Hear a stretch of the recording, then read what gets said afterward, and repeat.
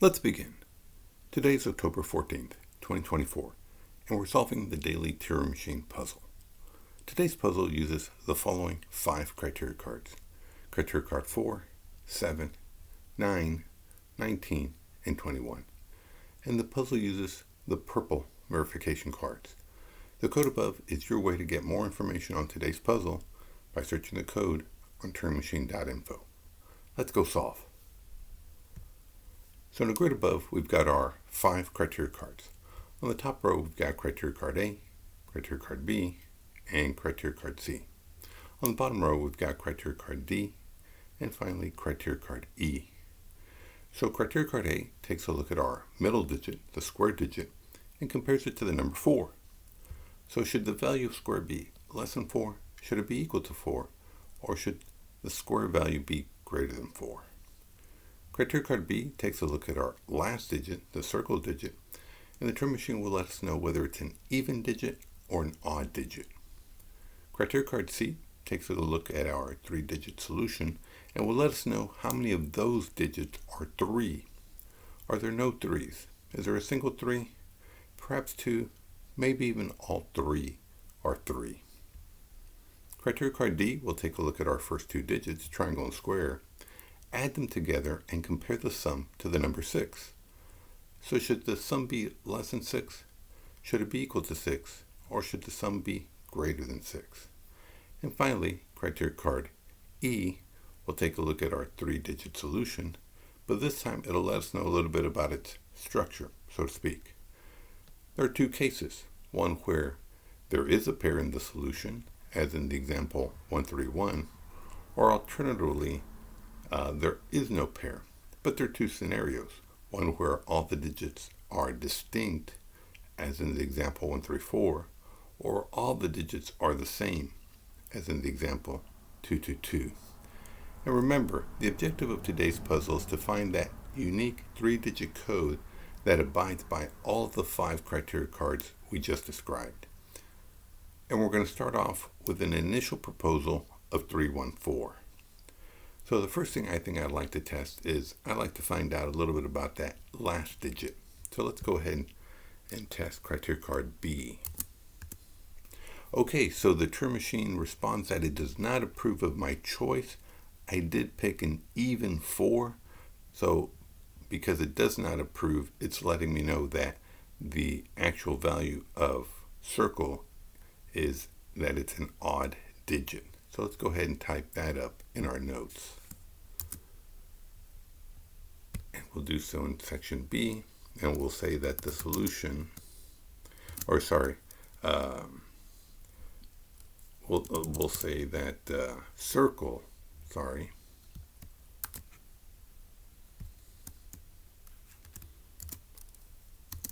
is an odd digit.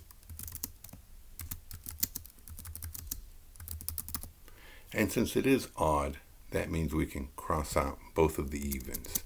So let's go ahead and cross out 2 and 4. Okay, so the next thing I think I'd like to test is criteria card E. Okay, so the Turing machine does approve of my proposal of 314. Notice that within 314, they're all distinct.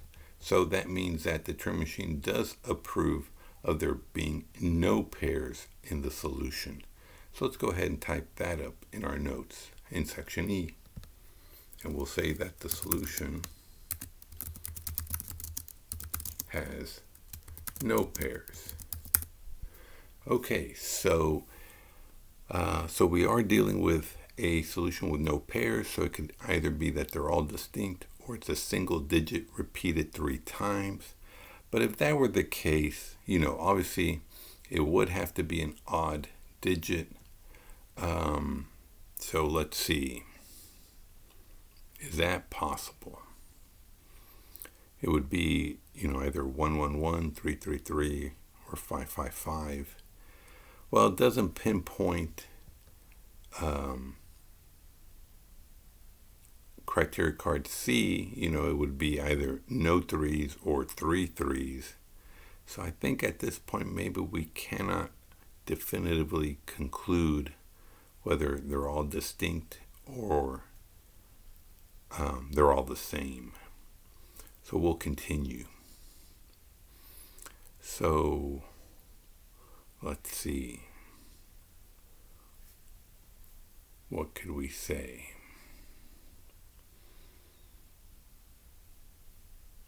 Well,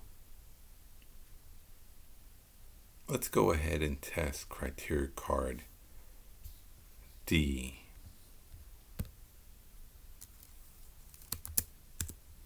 Okay, so the Turing Machine does approve of my proposal.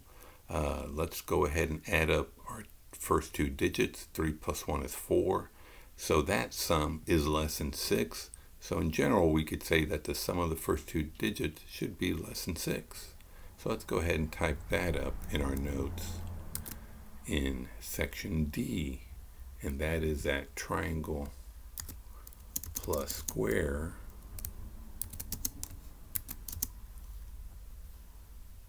should be less than 6. And what can we say about the sum having to be less than 6? Well, if the sum has to be less than 6, I believe we can actually cross out the 5s in triangle and square. And that's because if you start off with a 5 and you add even the smallest of 1, that would mean that the sum would already be equal to 6. And of course, if you add anything larger, then that would also, go above and beyond just 6. So that means that, neither triangle nor square can be equal to 5. And I apologize, I am experiencing a little bit of a lag time. So we'll cross out, again, both 5s.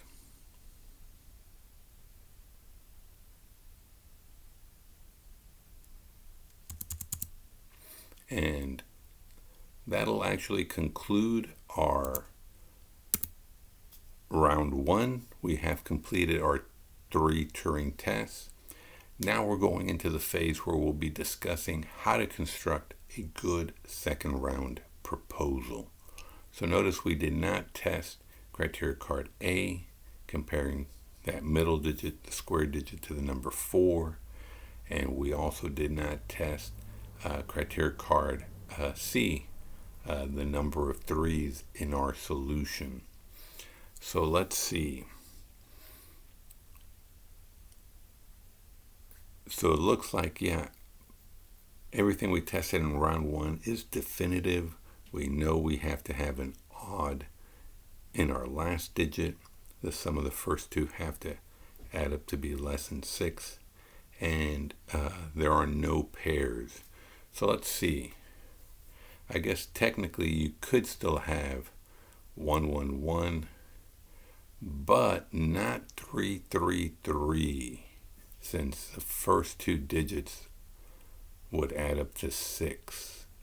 So we only, if it's going to be all equal, it would have to be 1, 1, 1.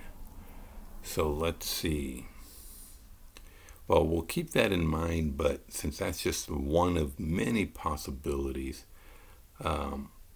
let's proceed with they're all distinct.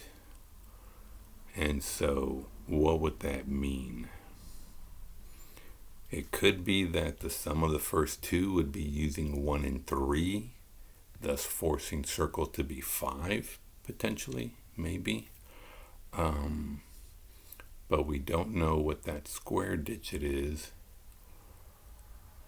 So if we knew square were 4, for instance, that would force triangle to be a 1.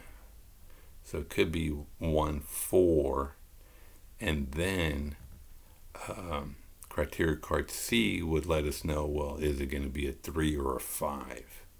So it could be something like that. Obviously, it can't be greater than 5 or greater than 4 since we already eliminated the 5.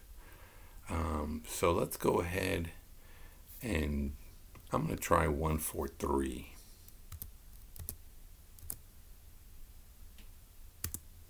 Okay, so let's go ahead, and I chose that because if I chose square for 4, it would force triangle to be a 1. So let's see if that's true. Let's test criteria card A.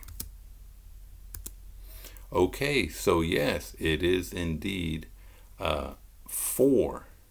So that means let's go ahead and cross out everything but that 4 in square. So I'm going to move this over just to make it a little bit easier. So crossing out the 2 and the 3 and leaving the 4 there. And then I'll do the same in triangle, but of course remember that we are dealing with a sum that's less than 6. If square is 4, and which we just proved, that means that triangle is forced to be a 1. So let's go ahead and cross out everything else but that 1. Okay, and because of, well, it seems now for sure that it's going to be all distinct values. We can't have circle be a 1 since we already have a 1 in triangle. So let me go ahead and cross out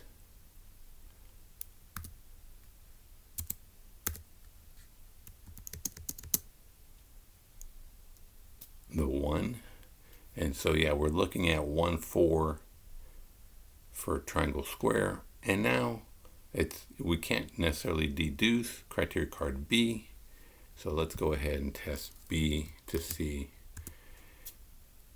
Oh no, it wasn't B, it was C. Oh goodness. Okay, so the Turing Machine does not approve of a 3 in the solution. So that means that, yeah, there is no 3. And so that means that the solution is 1, 4, 5. And so let's type that up.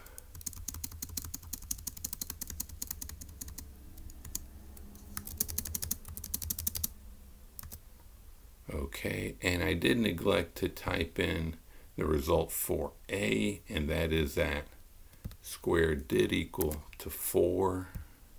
So let me go ahead and type that up now. So we'll say square is equal to 4. And C, we'll type in that the solution has no 3-digit. Okay. And so, yeah, just quickly reviewing, is the middle digit 4? It sure is. Is the last digit odd? Yes. And the solution does not have a 3. That's correct. The sum of the first two is less than 6. 1 and 4 gives us 5. And there are no pairs. So it looks like a good solution. So let's verify though. So we'll type in 145. And we'll see whether we got it or not. So 1, 4, 5. All right, fantastic. That is the solution. Now, how do we do it versus a Turing machine? Well, I did commit a small infraction in testing B again. I did not have to do that, but we'll type it up as it is.